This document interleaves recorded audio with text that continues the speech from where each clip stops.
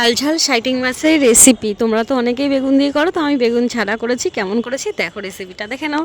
তো hello everyone, caesar YouTube চ্যানেলে তোমাদের সবাইকে ওয়েলকাম। তো দেখো আজকে শাইটিং মাছের ঝাল বানাবো। আর তোমরা তো ম্যাক্সিমাম সবাই বেগুন আলু দিয়ে করো, আর আমরা যেহেতু বেগুনটা খাই না, তো আমরা তাই বেগুন ছাড়াই বানাবো। তো রেসিপিটা দেখে নেওয়া যাক।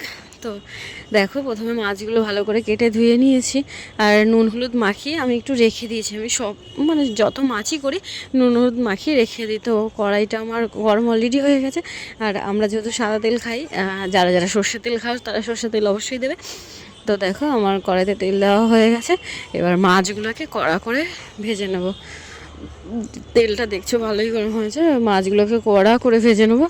ভেজে নেওয়ার পরে দেখো, আর অনেক দিন পরে ভয়েস ভিডিও দেওয়া হচ্ছে না। ভাবছি কবে থেকে ভাবছি একটু লং ভিডিও দেবো। আমার মানে সময় হয়ে উঠছে না। তো অনেক দিন পরে ভাবলাম একটা ছোটো রান্নার ভিডিওই শেয়ার করা যাক তোমাদের সাথে। তো দেখো রান্নার ভিডিওই তাই শেয়ার করছি। তো মাছগুলো দেখো আমি দু ধাপে ভেজে নিয়েছি, কড়া লাল লাল করে ভেজে নিয়েছি, দেখিয়ে নিলাম। তো আমি কেটে নিয়েছি একটু পেঁয়াজ, আলু আর টমেটো, দেখিয়ে নিলাম। তো একটু ফোড়নে দিয়েছি কালো জিরে। তোমরা যে যেটা খেতে ভালোবাসো সেটা দিয়ে, অনেকে জিরেও দেয়, তো আমি কালো জিরেই দিয়েছি।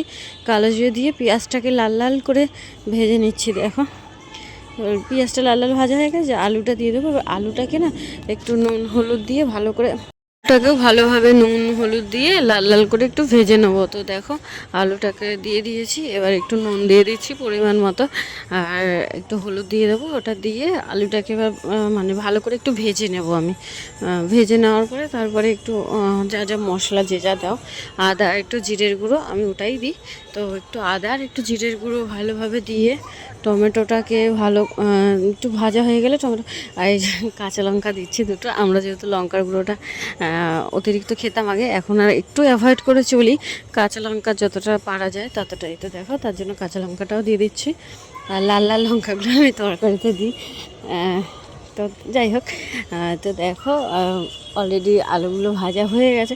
আর আমার ফোনের স্ট্যান্ড যেহেতু নেই, ধরেই হাতে ধরে ভিডিও করতে হয়, তাই ফোনটা না মানে কি বলবো, একটা কিছুর ওপরে রেখেছি, মানে এটা গাঁথনি আছে, ওর ওপরে রেখে জাস্ট ওটা করছি।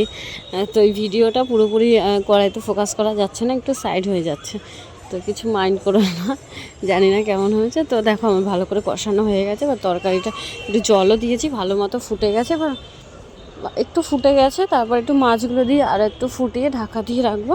তারপরে হয়ে গেলে হওয়ার শেষে একটু ধনেপাতা দিয়ে নামিয়ে নেবো। তো আমি আইলা মাছের রেসিপিটা আজকে এরকমভাবে করলাম, কখনো করি না। আমি বেশিরভাগ ঝালটাই করি। তো আমরা যেহেতু বেগুনটা খাই না, আর আলুটা তেমন একটা খাওয়া হয় না, তো আজকে ভাবলাম একটু নতুনত্ব করে দেখি। তো আমি ফোনে সার্চ করে দেখলাম সবাই বেগুন দিয়েই করেছে, তো আমি তাই বেগুনটা অ্যাভয়েড করে আলু দিয়ে করলাম। তো তোমরা একদিন বানিয়ে খেয়ে দেখো কেমন হয়েছে জানিও। তো আমরা তো ভালোই খেয়েছি, ভীষণই সুন্দর হয়েছিল। তোমাদের একদিন কেউ পারলে করে দেখো। আর ভিডিওটা কেমন হয়েছে একটু জানিও প্লিজ, কমেন্টে জানিও। টাটা, সবাই সুস্থ থেকো, ভালো থেকো, আবার নতুন ভিডিও নিয়ে আসবো। টাটা।